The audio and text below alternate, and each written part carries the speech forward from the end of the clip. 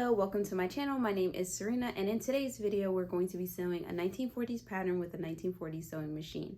If you are new here, I like to sew vintage clothes with true vintage sewing patterns. Sometimes I substitute for reproduction patterns as I see fit, but also I like to sew these patterns and outfits with vintage sewing machines.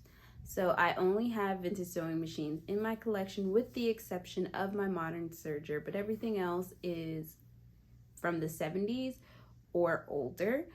In today's video, we're going to be pairing 1940s pattern with 1940s machine and keeping it within the decade. I love to collect these old machines, and as I get them serviced and running, I put them into a rotation so that way they stay in good shape and in good running quality. So I usually dress from the 1940s to the 1960s. So I figured with the other non-70 machines, I will just designate a decade to those machines so that way they have a constant purpose. But anyway, without further ado and no more rambling, let's get into the video. So today's fabric is going to be this 100% cotton fabric I got from Walmart. Today's pattern is going to be a 1940s pattern. It is a Hollywood pattern. I really like this really simple shirtwaist dress. I think it is perfect for all year round. It's definitely an ideal 1940s pattern. It has minimal closures, 2 buttons in the front. It's going to have a zip on the side and then a simple belt. It has a very small fabric requirement. The short sleeve version is the number 1. It's going to require 3 yards of 39-inch wide material.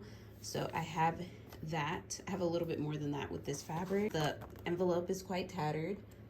The instructions is really simple. Look how simple this is. Look at that. It's just one little half sheet, front and back. The pattern is in pretty decent condition. It is unprinted, so extremely simple unprinted pattern.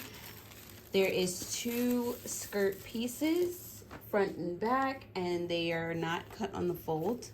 The back piece was extremely tattered, so I did trace it onto this tracing paper that I have.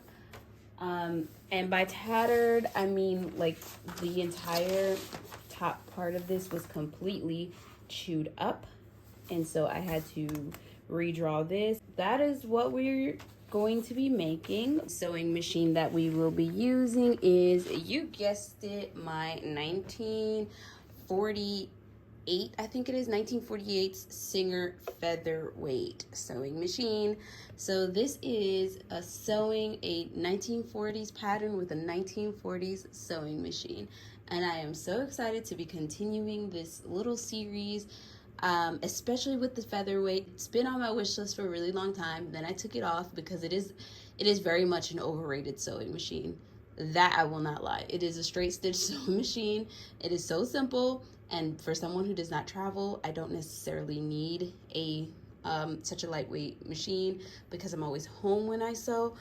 But I decided to treat myself after a very stressful winter with the move and change and everything like that, and my spirits were really low, so I decided to treat myself to a new sewing machine, and I decided to go for the gold and get me a featherweight. So here it is. You're going to make this entire outfit from start to finish on this machine. All right, so this is my temporary setup while I get the machine prepared to sew. I realized that the machine does not have a stitch guide or plate, whatever. So there's no way to tell your seam allowance. So I'm gonna use this little guide right here to do my seam allowances. Just because I'm sewing a vintage dress with a vintage sewing machine and vintage sewing pattern does not mean I'm going for historical accuracy. I'm treating this project like any of my other projects, but for fun, I am using a period accurate machine because I can. That is all. The Singer Featherweight is a portable sewing machine manufactured between 1933 and 1968. As suggested by the name, it is a very lightweight all metal machine made of aluminum. So this machine is about a little more than half the size of my average machine, but extremely light considering I could hardly hold one of my standard size vintage machines with two hands, and this one I can lift with ease with one hand. So it is a very, very light sewing machine, perfect for traveling as it was intended, but you still get the sewing quality of a full-size vintage machine. This machine is a straight stitch machine, so there aren't a lot of bells and whistles.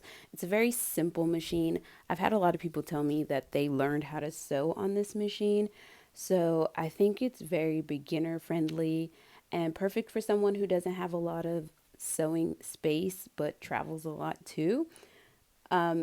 This machine does, however, make up with accessories where it lacks in like built-in functions. So you can get a lot of accessories for this machine and attachments as well. Currently, I only have the standard sewing machine accessories that most vintage sewing machines come with, like a ruffle foot, the guide, and an adjustable zipper foot. And so because it doesn't have a whole lot of accessories, one thing I like to attach to all of my machines after they've been serviced is a thread cutter. And basically you can buy this from Amazon and I guess a lot of sewing or fabric stores.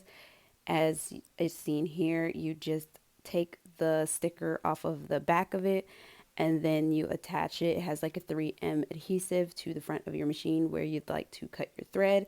I put this on all of my machines and I just pop it right on there so that way when I sew, I don't have to search around for scissors. I can just cut my thread right there and it removes easily. They come in a set of 3 and I did see it on Amazon. So it's like a sewing machine thread cutter sold by Singer. With this dress, like most of the dresses, I am doing a French seam for my seam finishes. And I wanted to do this specifically because I'm sewing a 40s pattern with a 40s machine. So the options I had for using only the featherweight was to French seam, which I most likely would have done anyway, or use pinking shears. After sewing for a bit, I realized that this is the spot I wanted to stay in, so it was time for me to take my daily machine down and put it inside of the cabinet so I can use the top surface as a workspace for the featherweight, and I'm showing you how simply this works. So I made a silly mistake and cut the pattern incorrectly because the pattern piece was folded over on the corner a little and I didn't notice till I had already made the cut. So I cut it lower and pieced it together, and since this is going to be essentially the neck, yeah, hopefully it's the neck and you can't really see it. I mean, I'm hoping you won't be able to really see it, or maybe it'll be hidden in the, I don't know. Yeah.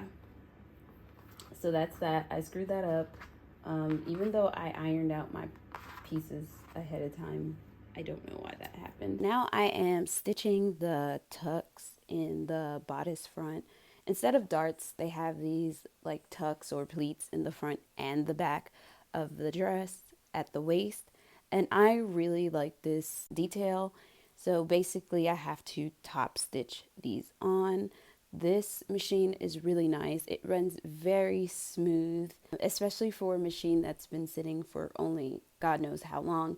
When I got this machine from the eBay seller, I don't think it was serviced prior, but they did say that it worked. And they had a friend who sews stitch on it.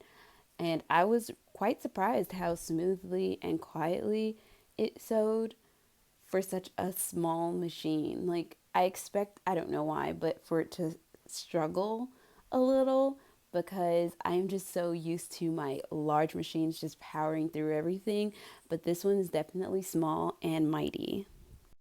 For the servicing, this machine didn't need much. It was sewing quite smooth straight out of the box I received it in.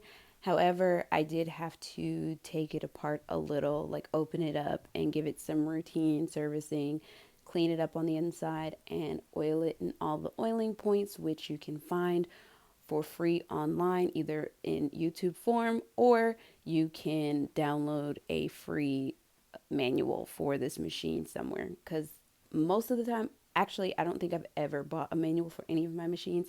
They've all been available for free online somewhere. Just Google it. I actually ran out of fusible interfacing, so I had to do it the old school way and sew down some sew in interfacing for the collar, and that's exactly what I did.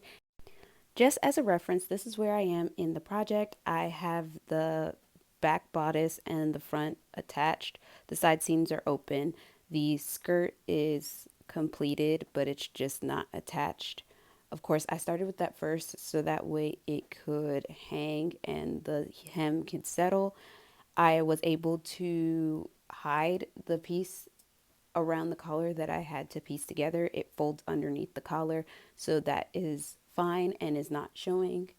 And that is that. And we'll get back to sewing in the next clip. Right now I'm adding ribbon for a waist stay. You could use twill tape, but the pattern asked to use a gross grain ribbon, so that's what I used. Also, I didn't have any twill tape on hand, so it kind of worked out. So I sew this ribbon on first, and then I put the bodice or attach the bodice and the skirt together at that point. Then I will move on to actually sewing a zipper on for the first time with this sewing machine. I did have an option to do a placket at the side seam and then add some snaps, or you could do like hook and eyes. I do not like this closure. I feel like it's less secure if you gain weight. I have one skirt that I made that way, and I did not like the way that that turned out when I wore that skirt during my pregnancy. And of course, it wasn't a maternity skirt, but I was wearing it before I was showing. So I realized the downside to putting the hook and eye or the snap closure on the side, as opposed to just going ahead and using a zipper. Now, I bet it would work a little bit better if you added more ease to the dress and it wasn't a fitted dress, but I'm pretty sure this dress was intended to be fitted. So a zipper just worked out for me. And I use a plastic zipper. That is my preferred zipper. So again, this is not historically accurate. I would like to add really quickly, I do not like putting a zipper on the sewing machine. There's just not enough space under there. Also, I'm not sure if I showed you, but this is how you thread this machine. So final thoughts. I really like this machine, and it was definitely worth it to me to purchase this machine because I'm a collector. So if you're a collector and this will help make your collection more complete, I say go for it. For an average person who's not really interested in collecting sewing machines, I think that it's not very affordable, and it doesn't really make a whole lot of sense when you can get a cheaper vintage sewing machine for maybe $50 or $75 that does straight stitch, zigzags, and decorative stitches. So you get more value for the amount of money that you're spending. That being said, the choice is completely up to you. Thank you guys so much for watching. I hope you enjoyed the making of this 1940s dress pattern with a 1940s sewing machine. I look forward to seeing you in the next video. Please follow me on Instagram at SewRena_ if you're interested in following my work in real time. If you would like to support me further, I do have a virtual tip jar on Ko-fi, and the links will be below. See you in the next one. Bye.